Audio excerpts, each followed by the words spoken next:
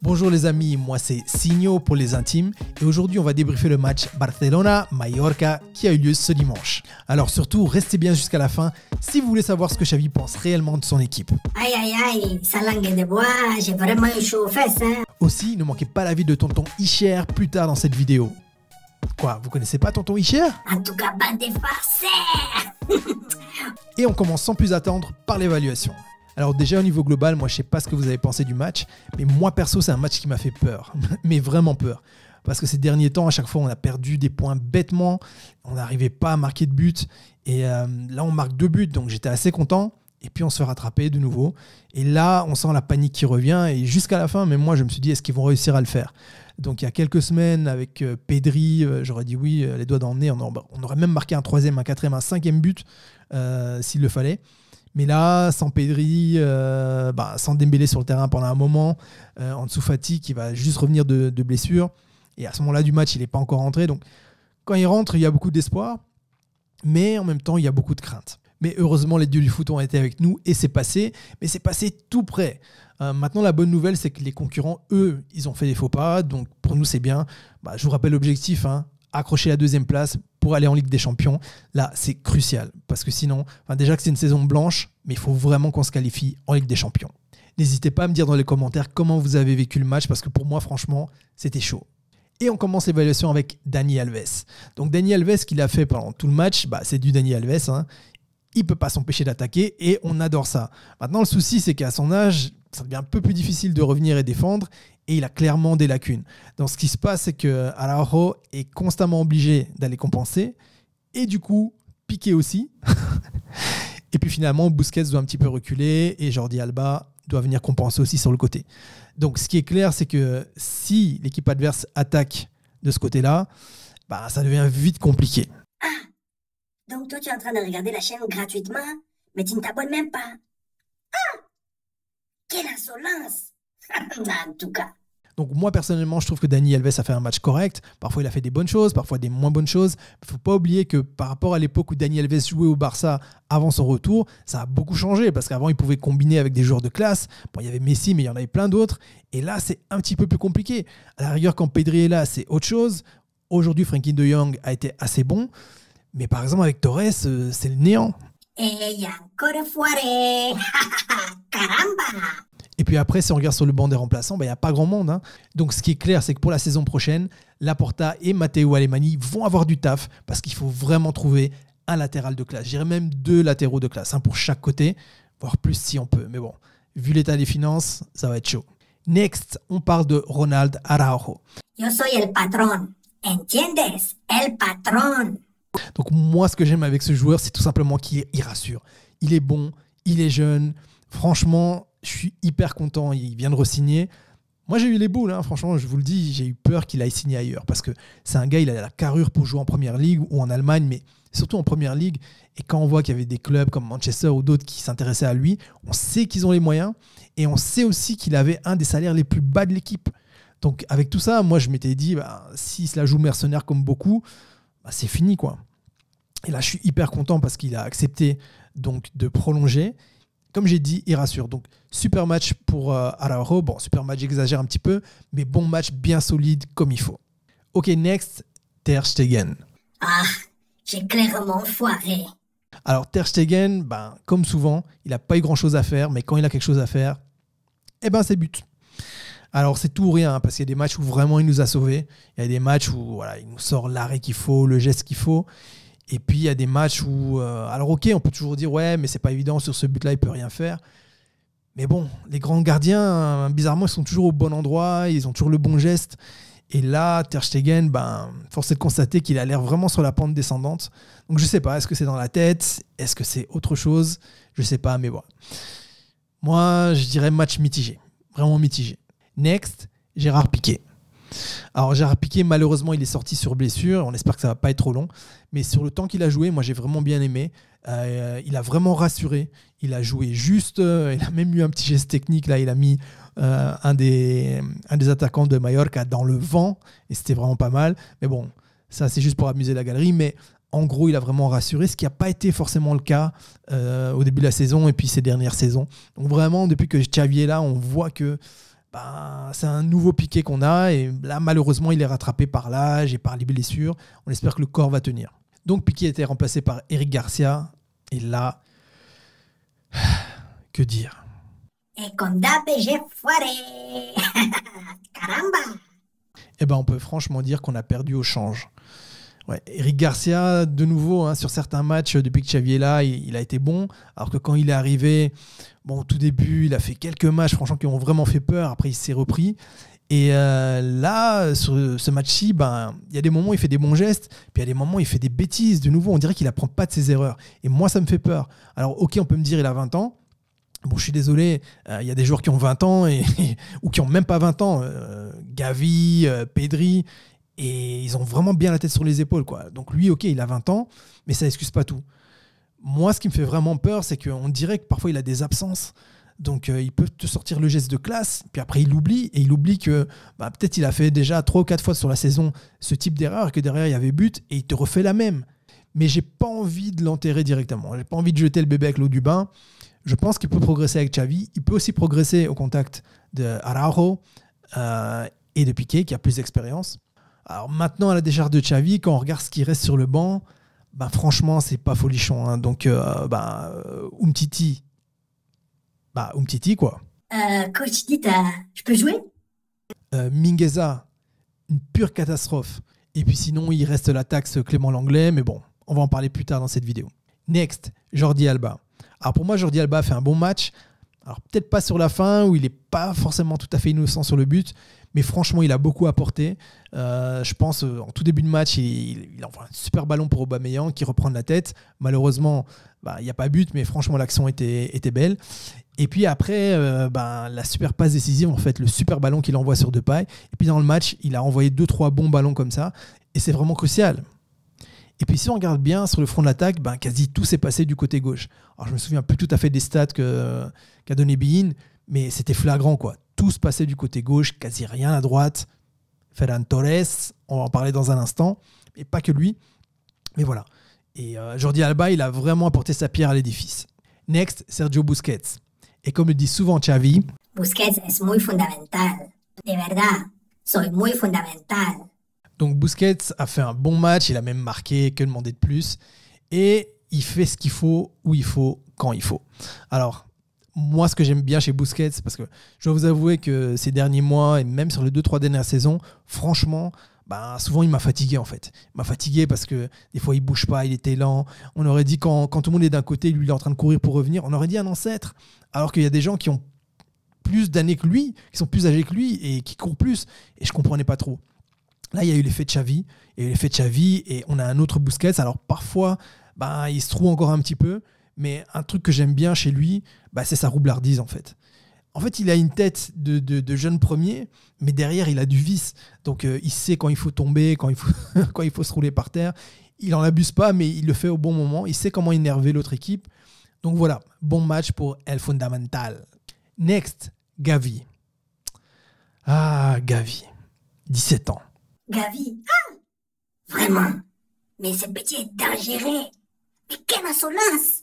Vraiment. En tout cas, ce petit, tout le match. Petite boule d'énergie, vraiment. Les autres ont beaucoup regretté. La défense a beaucoup regretté. Maman Gavi, ça c'est mon gars. Alors, ce joueur, franchement, il m'épate. Non seulement à cause de son âge et la précocité qu'il a, mais aussi, le gars, c'est un pitbull, quoi. Alors, ok, il doit prendre de la masse, et puis surtout, il doit apprendre à se calmer, parce que c'est ça qui peut le perdre. Il s'est déjà pris plusieurs cartons dans les derniers matchs inutiles, et en fait, il n'arrive pas à se canaliser, il s'énerve trop, il répond trop, en fait. Quand tu as un joueur en face qui arrive à appuyer sur le bon bouton, lui, il pète un plomb. Donc moi, à mon avis, Gavi, s'il continue comme ça, il va certainement se taper un record de carton rouge sur sa carrière. Mais bon, là, je suis peut-être mauvaise langue. Il peut encore changer, il est encore jeune, il peut encore être façonné, il peut surtout prendre l'expérience en fait, de joueurs comme Piqué, peut-être Xavi, même s'il est plus joueur, mais qui finalement, on a l'impression qu'il est encore un peu joueur dans sa tête. D'ailleurs, je pense qu'il pourrait remonter sur le terrain, il pourrait franchement aider l'équipe. Mais voilà, il peut, au contact de ces joueurs-là, vraiment essayer de canaliser toute cette énergie, parce qu'on dirait une boule de nerfs en fait. Donc ça, c'est pour le côté un peu négatif, mais le bon côté, c'est que justement, quand il prend cette énergie-là, lui, il veut quoi. il est volontaire. Même dans les matchs où le Barça coule, il veut. Alors ok, des fois il rate, mais il veut. Et moi, ça j'aime bien. Parce qu'un gars comme ça qui a 17 ans, si on arrive à le signer, à le prolonger, et j'espère vraiment, en fait on bâtit sur l'avenir. Bon, je m'éloigne un petit peu. Donc Gavi, bon match, fidèle à lui-même hein, dans l'énergie. Next, Frenkie de Jong. Alors pour tout vous dire, je voulais faire une vidéo sur le match qui a eu lieu juste avant contre le Rayo, mais je n'avais pas envie de démarrer cette chaîne avec une défaite. Donc j'ai démarré sur ce match-ci, mais sur le dernier match, Frenkie de Jong, franchement... Ah, sur le dernier match, j'ai vraiment foiré. Hein. Comme un match sur 3, quoi. Eh ouais, c'est la vie. Mais là, sur ce match, franchement, il a fait un bon match, et du coup, il m'énerve encore plus, parce qu'en fait, il n'a aucune excuse. Il nous démontre qu'il peut être bon, si pas excellent, parce qu'il a déjà été excellent. En gros, c'est un joueur plein de potentiel, mais s'il y a bien une chose que j'ai appris dans le football, c'est que le potentiel, ça ne fait pas tout. Vous pouvez avoir du potentiel, mais si vous n'arrivez pas à le convertir, si vous n'avez pas le mental, en fait, il ne se passera rien. Il y a tellement de joueurs dont on a dit monts et merveilles. Il n'y a qu'à reprendre Ben Arfa, par exemple. Ben Arfa, tout le monde disait qu'il était beaucoup plus talentueux que Benzema. Et on sait comment ça a tourné. Il n'y a qu'à regarder aujourd'hui Benzema, ce qu'il accomplit, et il n'y a qu'à regarder Ben Arfa. Et Ben Arfa, moi, c'est un joueur, j'aime beaucoup ce qu'il peut faire avec le ballon, mais sincèrement, il a ruiné sa carrière. Donc Frenkie, il ne suffit pas d'avoir du talent, il faut vraiment savoir l'exploiter, puis surtout, il faut en avoir dans la tête. Mais là, j'ai beaucoup aimé comment il a démarré ce match, puis surtout, j'ai aimé les actions en une touche de balle, parce que ça accélère le jeu, alors que ces temps-ci, il avait tendance à ralentir le jeu. Bon match, et on espère pour la suite que ça va être la même chose. Next, Memphis Depay.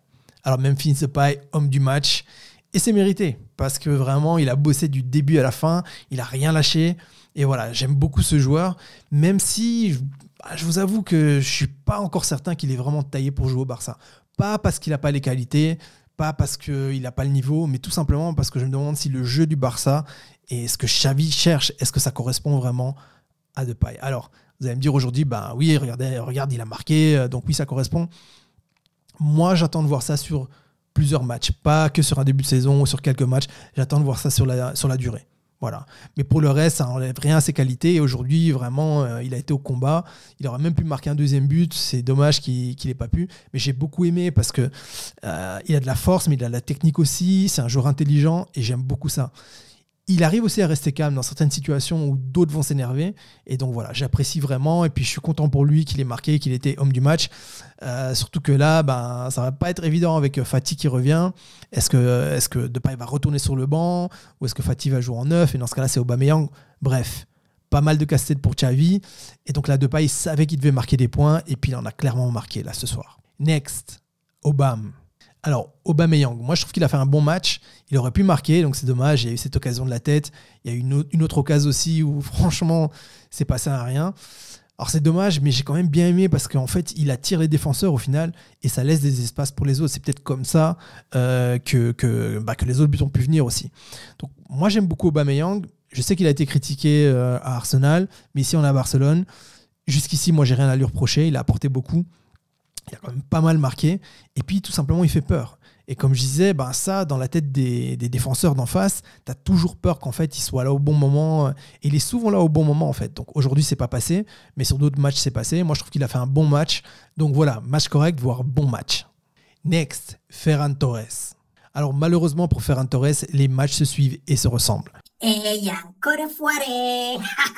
Caramba. Mais à ma décharge, je pense que si on joue des matchs de 200 minutes, il peut marquer. Alors, totalement inexistant. Si on était dans l'after, on pourrait dire que c'est le Casper du match. Mais moi, j'ai pas envie de l'enterrer, en fait. Parce que, alors oui, encore une fois, c'est un joueur jeune. Il foire tellement que, voilà, c'est impressionnant, en fait, ce qu'il arrive à foirer. Mais en fait, ce que j'ai regardé sur beaucoup de matchs, quand on regarde le début de saison où il n'était pas là, il se passait rien, en fait. Les matchs étaient vraiment pauvres. Et lui, c'est vrai qu'il rate beaucoup. Mais encore une fois, quand il est en forme, ce qui n'a pas été le cas aujourd'hui, soyons bien clairs, mais quand il est en forme, en fait, il attire les défenseurs. Donc au final, encore une déception. Moi, j'espère qu'il va vraiment se réveiller. Je pense qu'il a le potentiel pour. Tu pars pas à Manchester City et puis tu n'es pas recruté au Barça si tu n'as rien. Donc il y a quelque chose. Mais j'espère qu'il ne va pas rester dans l'histoire comme un joueur malchanceux parce que pour le moment, encore une fois, c'est impressionnant. Donc un beau petit 0 pointé pour ce match et puis on espère que ça va être mieux pour le prochain. Alors, next, Fati, donc le retour d'Ansu Fati, c'était attendu. Tout le stade était content. Je ne sais pas si vous avez entendu, juste quand il est parti s'échauffer, comment le stade a frémi. Et même moi, j'étais hyper content. Et puis, bon, après, ça a fait pchit parce qu'il n'a pas fait grand-chose. Mais à sa décharge, il revient de blessure. Il a été souvent blessé. Et d'ailleurs, je pense que je vais faire une vidéo là-dessus parce que ça me rappelle un peu toute proportion gardée. Hein. Je ne suis pas en train de le comparer avec le joueur. Mais si je parle de Messi, Messi se blessait beaucoup au début. Donc, ok, Fati n'a pas forcément le talent de Messi, hein, soyons bien clairs. Je parle juste des blessures là. Donc, au niveau des blessures, Messi, il se blessait tout le temps au début. Donc, moi, j'espère que le Barça va l'aider et qu'on va réussir à trouver pourquoi il se blesse autant en fait. Et puis, j'espère que ça ne va pas devenir comme Diaby, qui était l'homme de verre. Parce que là, franchement, ça fait un peu peur. Il est jeune, il se blesse tout le temps. Donc voilà, on ne va pas être pessimiste, on va être optimiste. On va se dire que voilà, c'était une saison sans. Et donc là, sur ce match, il n'a pas pu faire grand-chose. Mais déjà, il ne s'est pas reblessé. Donc, next, Dembélé. Alors Dembélé, pour moi, évidemment, il n'a pas joué longtemps. Mais ouais, il a fait un match correct, une prestation correcte. Il est toujours bon ces temps-ci quand il rentre. Il apporte toujours quelque chose. Donc là, évidemment, on aurait bien aimé que ça combine avec Fati de l'autre côté. On aurait bien aimé qu'il y ait un but de marqué, même si je ne m'attends pas à ce que Dembélé marque, parce que franchement, il n'a pas marqué beaucoup. Il a vraiment un gros souci avec la finition. Mais voilà, ça fait du bien quand il est rentré. Et puis surtout, on a vu que ça a fait peur à l'équipe d'en face. Donc, est-ce qu'il va être titulaire au prochain match? On verra. Je pense que oui, mais bon, l'avenir nous le dira. Next, l'anglais. Je corrige, moi c'est pas l'anglais, c'est la taxe l'anglais, hein, qu'on soit bien d'accord. Et bon, je suis un peu déçu de moi-même parce que malheureusement, j'ai pas eu le temps de provoquer un penalty ou prendre un carton rouge, mais bon, ce n'est que partie remise.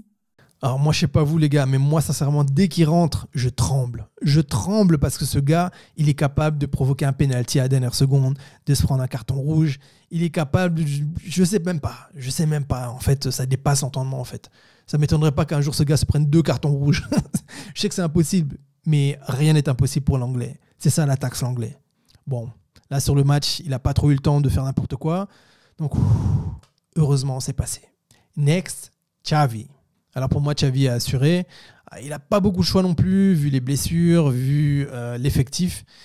Parce que c'est ça aussi qu'il faut regarder en fait.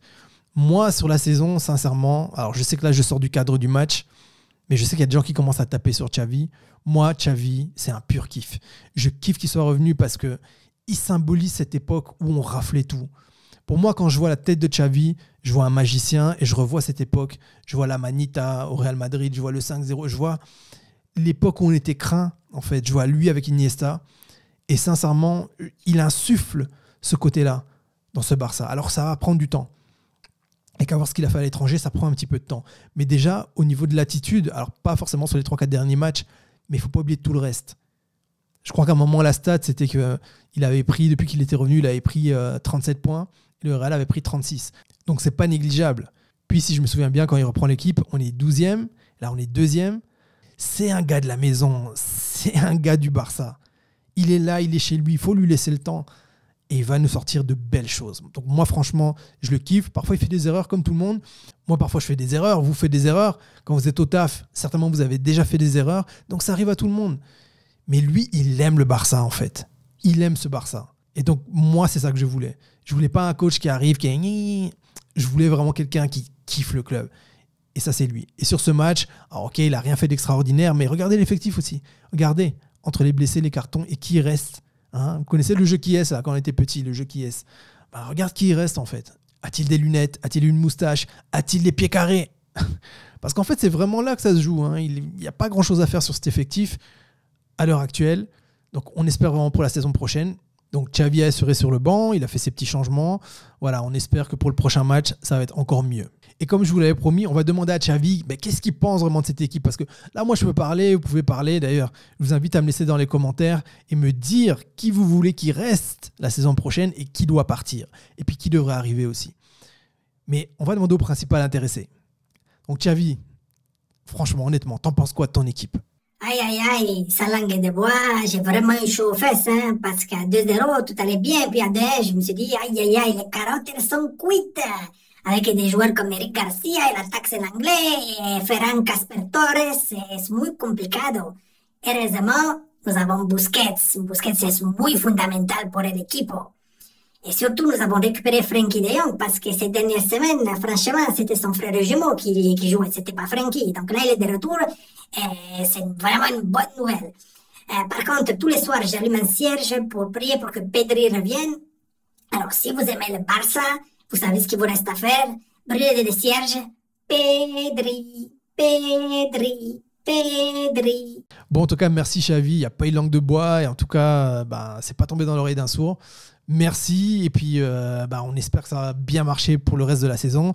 Faut aller gagner cette deuxième place, faut aller gagner cette place en Ligue des Champions et puis tout défoncer la saison prochaine. Bon, comme je vous avais promis, on va aussi demander l'avis de tonton parce que les tontons ici sur cette chaîne, c'est vachement important. Barcelona. En tout cas, bande de farceurs. Bon, bonjour les petits, moi c'est tonton Isher de Mbandaka dans la province de l'Équateur. En République presque démocratique du Congo. Vraiment, Barcelona, on dit quoi? Mais j'ai beaucoup regretté, mais quelle insolence! Quelle insolence! Moi, j'attendais vraiment 2, 3, 4, 5-0. J'attendais que ça joue la tiki-taka, tiki-taka, tiki-taka. Mais qu'est-ce que je vis? J'ai vu 2-0. Bon, 2-0, j'étais content. On commençait à danser. On disait, vraiment, ça y est, c'est reparti comme à 40. Et puis D1. Et à D1, tu vois, la tête seulement de tes joueurs. Et puis l'attaque, c'est l'anglais qui rentre. Vraiment.